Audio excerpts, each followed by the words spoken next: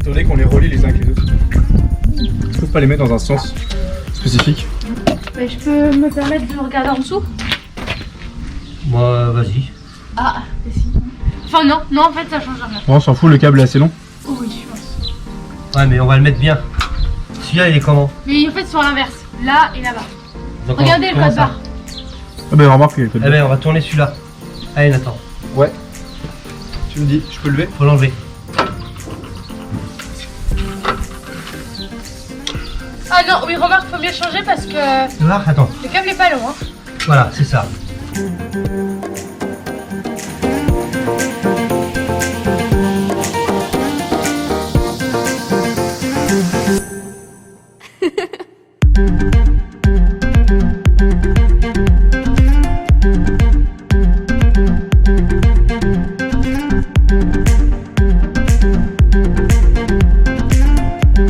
Alors du coup, ce qu'on a fait avec le papa d'Amélie, donc que vous aurez vu normalement juste avant, c'est que on a fixé une première partie pour nos panneaux solaires.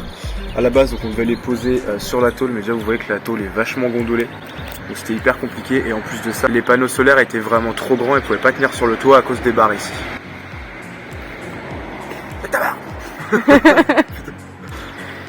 Et donc à cause des barres, les panneaux solaires ne pouvaient pas tenir. On a donc dû créer ces barres finalement pour pouvoir les fixer sur les barres pour pouvoir mettre nos panneaux solaires. Donc du coup on a coupé ici pour avoir une patte où on ira coller directement ici avec en plus bien sûr vis et boulons. Et ensuite on a du coup pu mettre nos magnifiques petites fixations sur la barre en fer qui a déjà normalement été montrée en vidéo juste avant.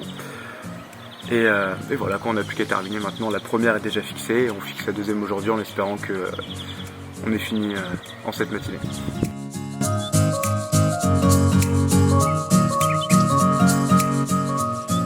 Donc là on termine la pose des panneaux solaires avec le passe-toit. Du coup on a pris toutes les mesures basiques, on l'a posé, on a fait les contours des côtés et du rond pour pouvoir le remettre après.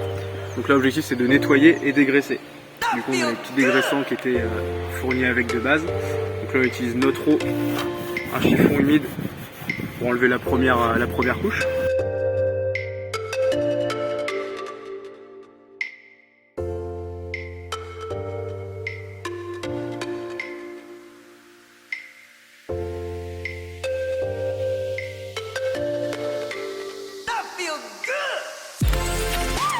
Tu vois comment c'est pas intéressant?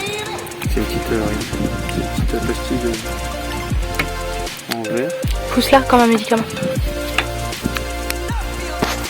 J'ai peur de la péter, c'est du verre qui est assez fin.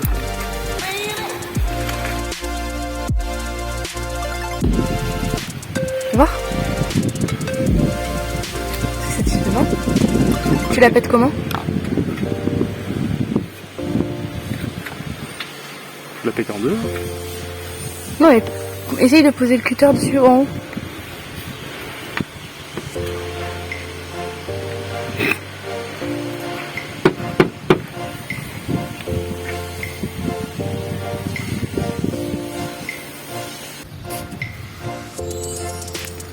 Donc du coup on voulait utiliser le dégraissant qui était fourni avec les Unifix pour dégraisser, sauf qu'on a eu un petit souci, il nous a un peu éclaté dans les mains. Du coup on réutilise notre ami le savon noir qui est un très bon dégraissant naturel qui plus est. Du coup on va l'utiliser pour ça.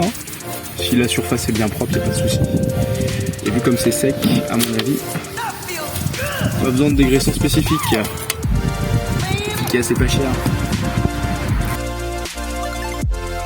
Donc là la meilleure étape, on fait le trou.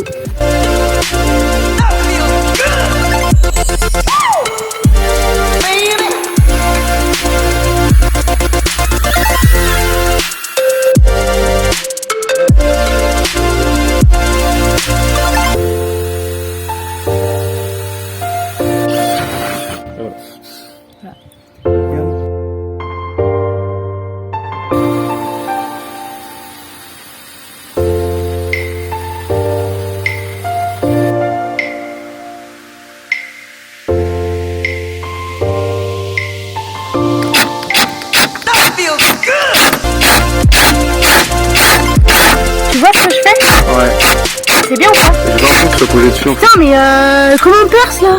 Bon, on est en galère parce que notre cycloche, c'est une cycloche à bois finalement. Du coup, on coupe pas grand chose, on est juste en train de niquer la cloche, peut-être, je sais pas comment ça s'appelle le truc. La sous-cloche. La sous-cloche, du coup. Du coup, on va faire plein de petits trous et puis. On y arrivera. Puis on arrivera.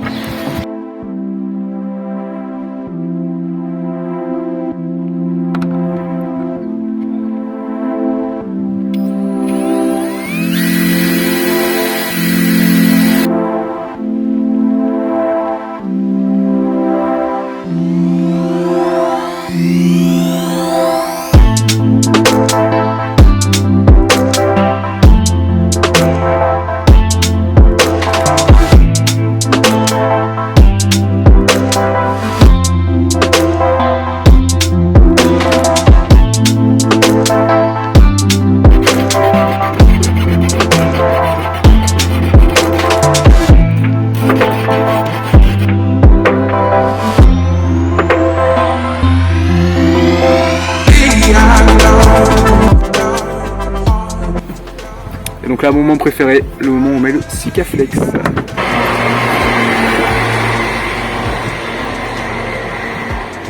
Donc tu décides d'en mettre. Vraiment un petit peu partout.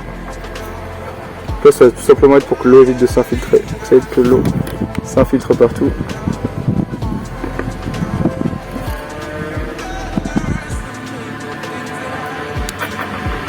Comme d'hab, j'aime bien en être trop pas assez. Hein.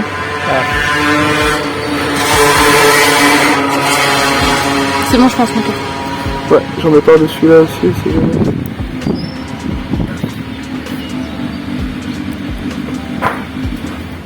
Et là,